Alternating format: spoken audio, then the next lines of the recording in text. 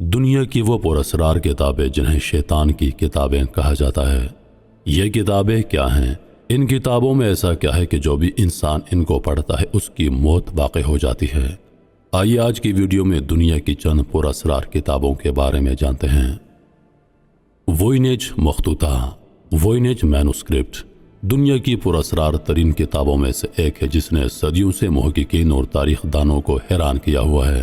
اس کتاب کا نام اس کے دریافت کنندہ ولادسلاف ووئینج کے نام پر رکھا گیا، جنہوں نے اسے 1912 میں اٹلی میں دریافت کیا۔ ووئینج مخطوطہ ایک نامعلوم زبان میں لکھا گیا ہے جسے آج تک کوئی سمجھ نہیں پایا۔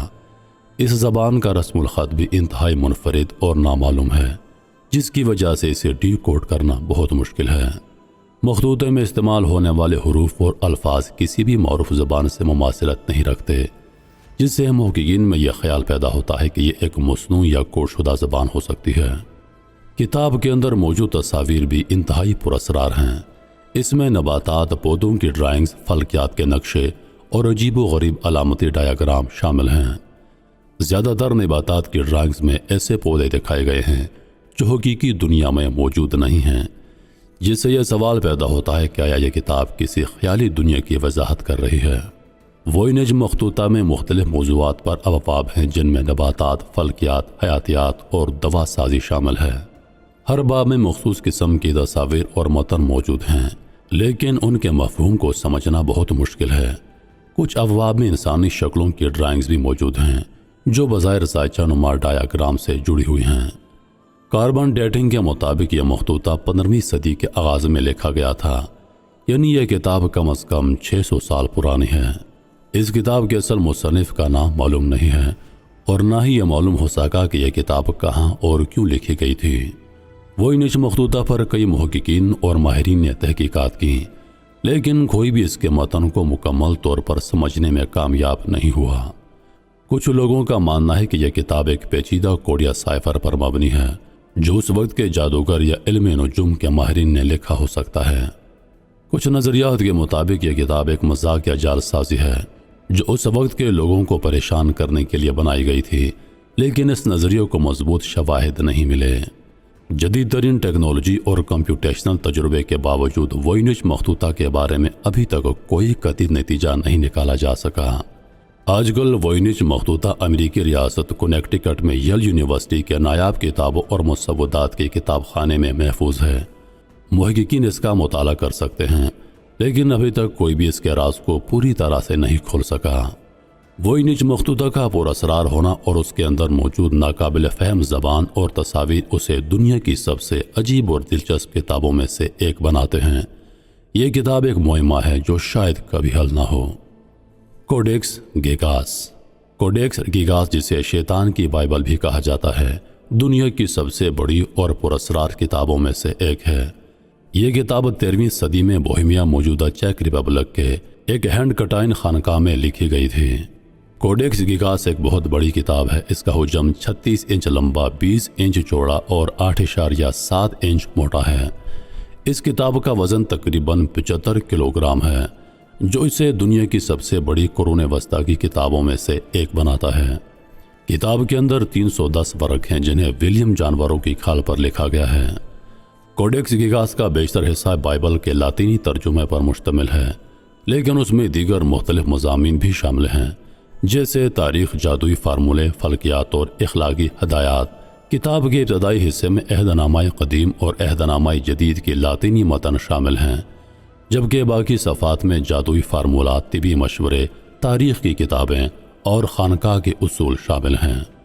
کوڈیکس گیگاس کی سب سے پراسرار اور مشہور خصوصیت شیطان کی ایک بڑی تصویر ہے جو کتاب کے 290 صفحے پر موجود ہے۔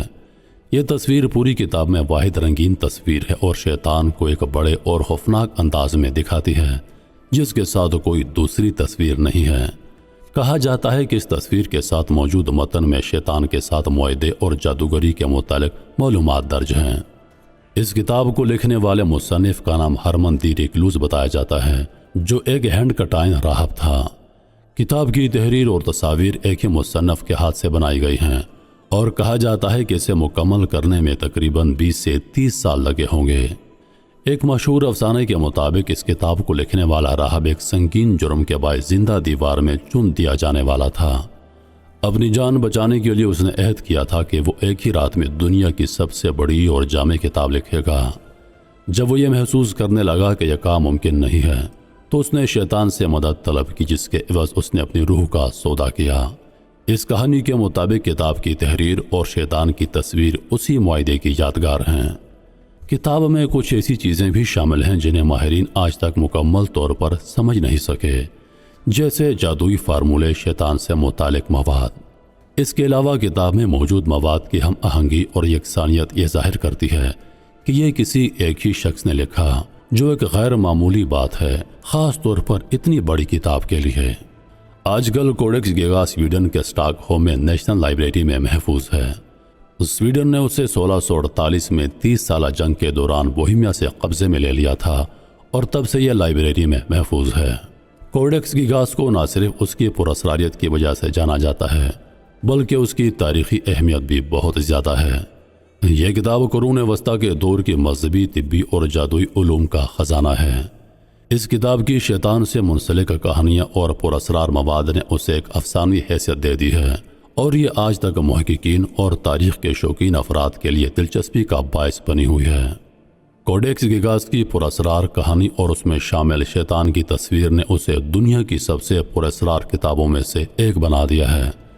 آرکینجل میٹاترون کی کتاب دی بک آف میٹاترون ایک قدیم اور پراسرار تحریر ہے۔ کہا جاتا ہے کہ آرکینجل میٹاترون کی کتاب میں کائنات کے گہرے راز، آسمانی حکمتیں اور علم کی تفصیلات شامل ہیں۔ اس کتاب میں درج تحریریں انسانی سمجھ سے بالا تر ہیں، اور کہا جاتا ہے کہ جو بھی اس کتاب کو سمجھنے میں کامیاب ہو جائے وہ دنیا کی تمام حقیقتوں کا راز جان سکتا ہے۔ میٹاترون کی کتاب کے بارے میں یہ کہا جاتا ہے کہ اس کے الفاظ میں زبردست جادوئی طاقت موجود ہے۔ جو بھی ان الفاظ کو درست طریقے سے ادا کرے وہ معجزات دکھا سکتا ہے۔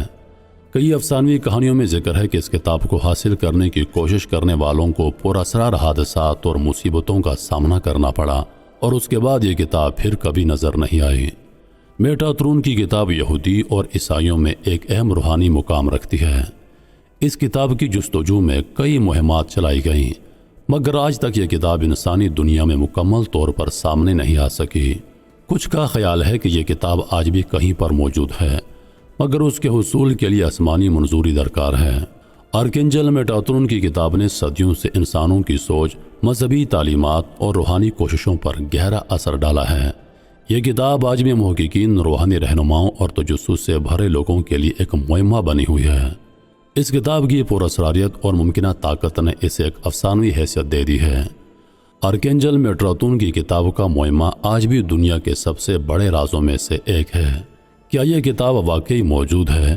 اور اگر ہے تو اس کے اندر کیا چھپا ہوا ہے؟ ڈیڈ سی اسکرولز دنیا کے قدیم ترین اور سب سے اہم مذہبی مخطوطات میں سے ہیں۔